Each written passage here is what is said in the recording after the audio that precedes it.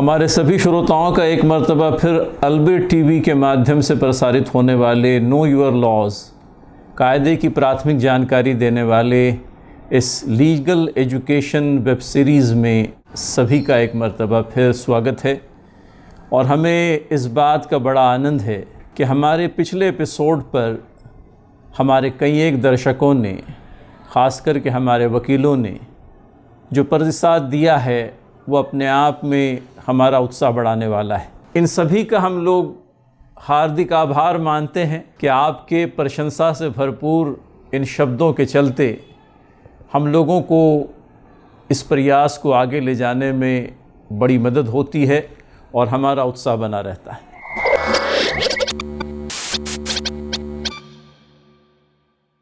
प्रिय श्रोताओं, पिछले एपिसोड में हमने विल या वसीयतनामा के बारे में कुछ प्राथमिक जानकारी, विल कैसे बनाई जाए, विल बनाने वाला उस पर अपनी सिग्नेचर कैसे करे, विल पर जिन दो विटनेसेस की स्वाक्षरी होनी चाहिए उन लोगों ने क्या सावधानी बरतनी चाहिए, इसके बारे में विस्तृत रूप से जानकारी दी थी। इसमें एक बात बतलाना जो और आवश्यक है वो ये कि विल कौन बना सकता है, who can make a will.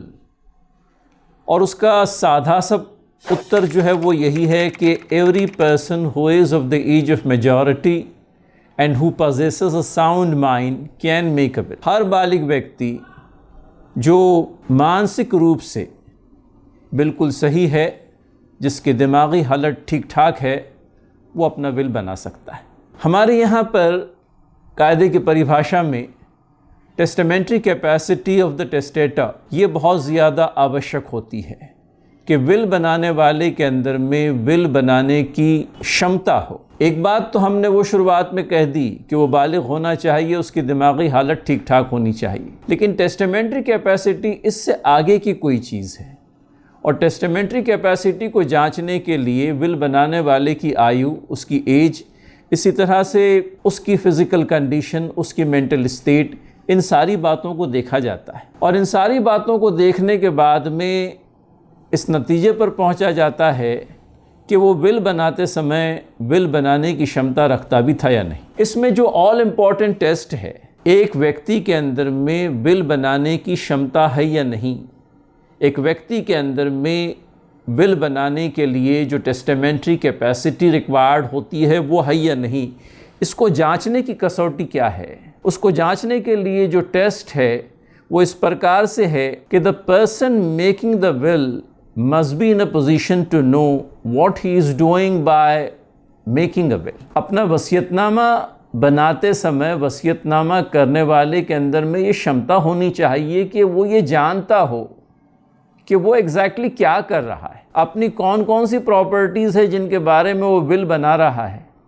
अपनी इन प्रॉपर्टीज़ को वो किन लोगों को दे रहा है अपने विल के माध्यम से, और फिर ये भी कि इस प्रॉपर्टी का डिस्ट्रीब्यूशन किस प्रकार से हो रहा है। कहीं वो अपनों को छोड़कर गैरों को अपनी प्रॉपर्टी दे रहा है तो उसे इसकी जानकारी होनी चाहिए और उसे इस बात का पूर्व अनुमान होना चाहिए कि मैं अपनी प्रॉपर्टी से ख़ुद अपने वारिसों को वंचित रख रहा हूँ और उन लोगों को अपनी प्रॉपर्टी दे रहा हूँ जिनका मेरा विरासत में कोई हक़ नहीं लगता। तो ये सारी बातों की जानकारी, इन सारी बातों को समझने की क्षमता अगर आपके अंदर में है तो फिर हमारे कानूनी ज़ुबान में कहा जाएगा कि आपके पास में टेस्टामेंट्री कैपेसिटी है। तो ये टेस्टामेंट्री कैपेसिटी का होना आवश्यक है। और कभी कभी शारीरिक और मानसिक क्षमता दर्शाने के लिए विल के साथ में वैद्यकीय प्रमाण पत्र, मेडिकल सर्टिफिकेट भी लगाया जाता है। 12वें एपिसोड को सुनने के बाद में हमारे एक वकील साहब, कल्याण के सीनियर वकील एडवोकेट विलास डोले ने अपने कमेंट में हमसे ये बात कही कि प्रमाण पत्र के बारे में आपने कुछ नहीं कहा है, वैद्यकीय प्रमाण पत्र। हाँ, वैद्यकीय प्रमाण पत्र विल को अगर आप जोड़ देते हैं तो अपने आप में ये एक एडवाइजेबल किस्म की चीज़ है। इंडियन सक्सेशन एक्ट के अंदर में जिन बातों को अनिवार्य करार दिया गया है उनमें मेडिकल सर्टिफिकेट का कहीं तस्करा नहीं आता है। मेडिकल सर्टिफिकेट अगर आप विल के साथ में जोड़ दें तो वो इस बात का प्रथम दर्शनी पुरावा होगा प्रिमा फेशी एविडेंस होगा कि विल बनाने वाला शारीरिक रूप से और मानसिक रूप से विल बनाने की क्षमता अपने अंदर में रखता है। तो ये एक रूल ऑफ कॉशन है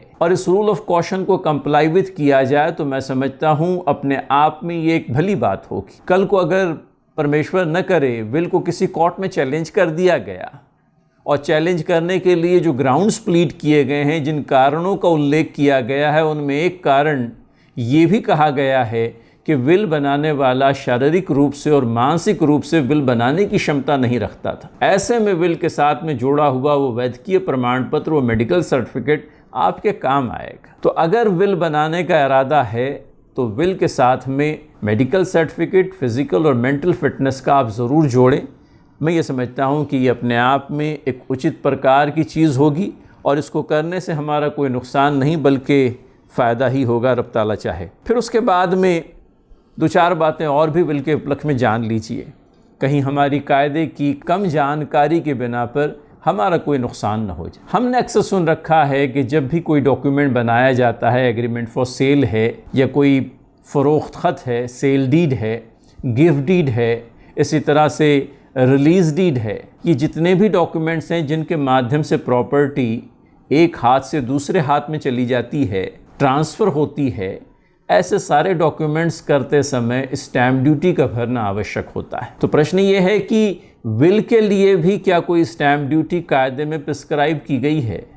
श्रोता जान लें अच्छी तरह से और इस बात को समझ लें कि विल के लिए कायदे में किसी प्रकार की कोई भी स्टैम्प ड्यूटी भरने वाली बात नहीं की गई। A will need not be accompanied with any stamp duty। आम आदमी की समझ ये है कि जिस तरह से दूसरे डॉक्यूमेंट्स को बनाने के लिए स्टैम्प पेपर आवश्यक होता है, विल के लिए भी स्टैम्प पेपर होना आवश्यक है। बिल्कुल भी नहीं। आप विल सादे कागज़ पर बना लीजिए, वो अपने आप में बिल्कुल कानूनी होगा। जब कायदे में किसी स्टैम्प ड्यूटी का प्रोविज़न ही नहीं है विल के लिए, तो फिर स्टैम्प ड्यूटी भर करके आप क्यों किसी खर्चे में पड़ जाएं। फिर एक और चीज़ जो समझनी है वो ये कि विल के रजिस्ट्रेशन के बारे में, क्या विल का रजिस्ट्रेशन अनिवार्य है? और अगर विल का रजिस्ट्रेशन नहीं किया गया तो क्या विल इनवैलिड हो जाएगा, गैर कानूनी ठहरेगा? ऐसा कुछ भी नहीं।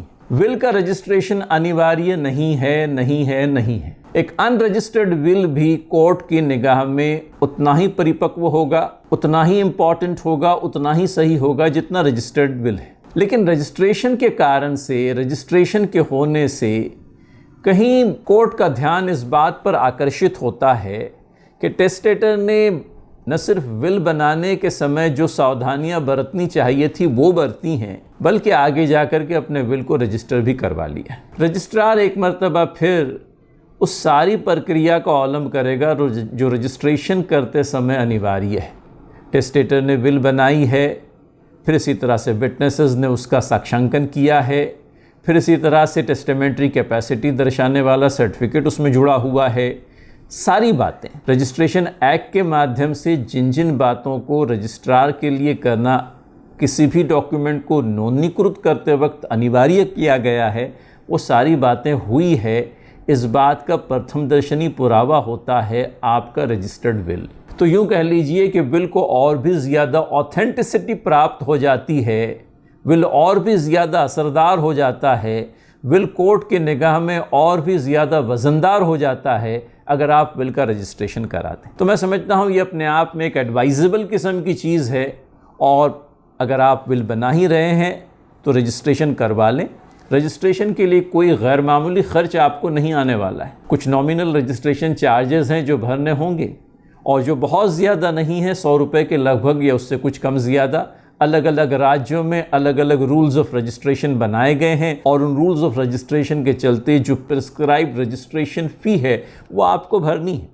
But then be happy enough कि ये रजिस्ट्रेशन फ़ीस जो है कोई बहुत ज़्यादा नहीं है, नॉमिनल किस्म की रजिस्ट्रेशन फ़ी है। फिर इसी तरह से हो सकता है कोई document scanning charges, photo कॉपिंग charges, document handling charges के नाम पर कोई चीज़ आपसे रजिस्ट्रार ले ले, तो वो भी कोई बहुत ज़्यादा अमाउंट नहीं होगा। कहने का मुद्दा ये कि विल का रजिस्ट्रेशन अनिवार्य नहीं है और अगर आप करना चाहें तो विल का रजिस्ट्रेशन कोई खर्चालू एक्सपेंसिव प्रोपोजिशन नहीं है। तो रजिस्ट्रेशन करवाएं, और रजिस्ट्रेशन करवाने के नतीजे में मैं समझता हूं कि विल को और भी ज़्यादा ऑथेंटिसिटी प्राप्त होगी। फिर एक और चीज़ जिसका खुलासा ज़रूरी मालूम पड़ता है वो नोटराइजेशन है। आम आदमियों के निगाह में नोटराइजेशन तो रजिस्ट्रेशन का विकल्प बन कर के रह गया है। वो लाल सिक्का जो नोटरी लगाता है वो एक आम आदमी को इतना उसका मन लुभाता है, उसको ऐसा लगता है कि एक मर्तबा ये लाल सिक्का मेरे डॉक्यूमेंट पर लग गया, मेरे डॉक्यूमेंट को पर लग गए। ऐसा नहीं है। आप देखिए, नोटराइजेशन हर एक डॉक्यूमेंट के लिए अनिवार्य नहीं होता। आपको आपका एफिडेविट कराना है, पावर ऑफ अटॉर्नी कराना है, किसी ओरिजिनल डॉक्यूमेंट की अटेस्टेड कॉपी बनानी है, तब तो नोटराइजेशन ठीक है।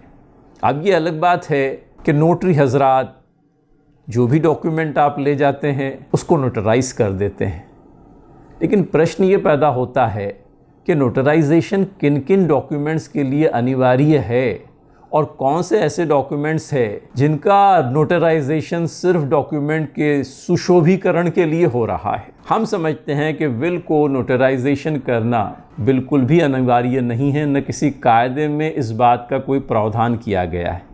अगर आप नोटराइजेशन करा देते हैं तो विल की ऑथेंटिसिटी में न कोई कमी होती है न कोई ज़्यादती होती है। नोटराइजेशन करने के नतीजे में ज़्यादा से ज़्यादा क्या होगा, एक विल के लिए 2 अटेस्टिंग विटनेसेस आवश्यक होते हैं, जैसा हमने पिछली मरतबा बताया था। अब नोटरी जो है वो एक तीसरा विटनेस हो जाएगा। नोटरी जब किसी डॉक्यूमेंट को नोटराइज करता है तो वो यही लिखता है बिफोर मी, गोया कि ये डॉक्यूमेंट बनाने वाले ने ये डॉक्यूमेंट पर उसकी मौजूदगी में अपनी स्वाक्षरी की है, अपनी दस्तखत की है। तो नोटरी की जो हैसियत है या नोटरी की जो यूटिलिटी है एक विल के उपलक्ष्य में, वो सिर्फ इतनी है कि 2 विटनेसेस के अलावा नोटरी ने एक तीसरे विटनेस की हैसियत से डॉक्यूमेंट को अटेस्ट कर दिया। इसमें एक चीज़ और हो जाती है, वो ये कि नोटराइज डॉक्यूमेंट में नोटरीज इस बात के लिए इंसिस्ट करते हैं कि जिस आदमी ने डॉक्यूमेंट किया है उस आदमी की सिग्नेचर को कोई एडवोकेट आइडेंटिफाई कर ले। तो ये एडवोकेट का आइडेंटिफिकेशन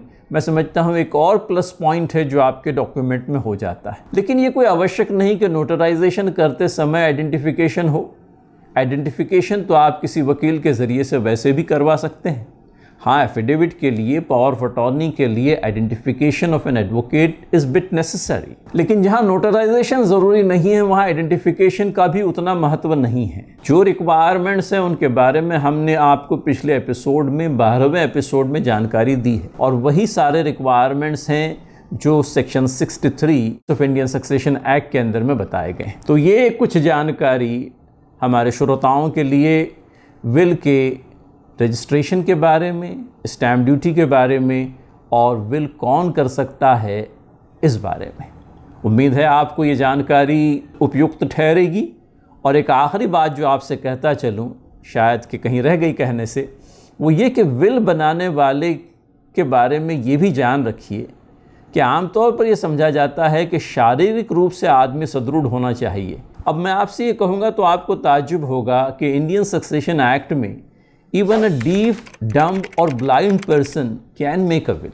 विल बनाने के लिए हमने जिस कसौटी का आपके सामने उल्लेख किया, उस कसौटी पर वो आदमी अगर पूरा हो जाता है तो बावजूद इसके कि वो अंधा है, बहरा है, गूंगा है, अपनी विल बना सकता है। उसने सिर्फ ये समझ में लेना है कि वो क्या कर रहा है, और अगर अपने करने वाले काम के बारे में उसको जानकारी है, वो समझ रहा है कि अपने इस विल के माध्यम से वो अपनी प्रॉपर्टी एक विशेष रूप से डिस्ट्रीब्यूट कर रहा है, किन लोगों में डिस्ट्रीब्यूट कर रहा है इसकी उसको पूर्व जानकारी है, वो विल बना सकता है। आजकल तो साइन लैंग्वेजेस अपने यूँ कह लीजिए कि चरण पर पहुंच गई है, और साइन लैंग्वेजेस के ज़रिए से लोग जो अंधे हैं, जो बहरे हैं, जो गूंगे हैं, अपनी बात एक दूसरे से कम्युनिकेट करते हैं। तो ऐसे लोगों को भी विल बनाने का अधिकार इंडियन सक्सेशन एक्ट में दिया गया है। और फिर उसके साथ में ये भी कि एक आदमी जो ऑर्डिनरीली इंसेन है, जिसकी मेंटल फैकल्टी हर वक्त सही नहीं रहती, वो भी विल बना सकता है उस समय में जबकि उसकी मेंटल फैकल्टी सही हो। हमारे यहाँ उसे ल्यूसिड इंटरवल कहते हैं। A person who is ordinarily insane can make a will at a time when he is into a lucid interval. जब वो दिमागी तौर पर बिल्कुल सही है, उस हालत में अगर वो चाहे तो वो भी विल बना सकता है। उम्मीद करते हैं ये एपिसोड आपको पसंद आया होगा। आपके कमेंट्स के ज़रिए से, आपके लाइक्स के ज़रिए से हमारा हौसला बढ़ाते रहिए और आइंदा एपिसोड्स में भी हमसे जुड़ने का प्रयास करें। धन्यवाद।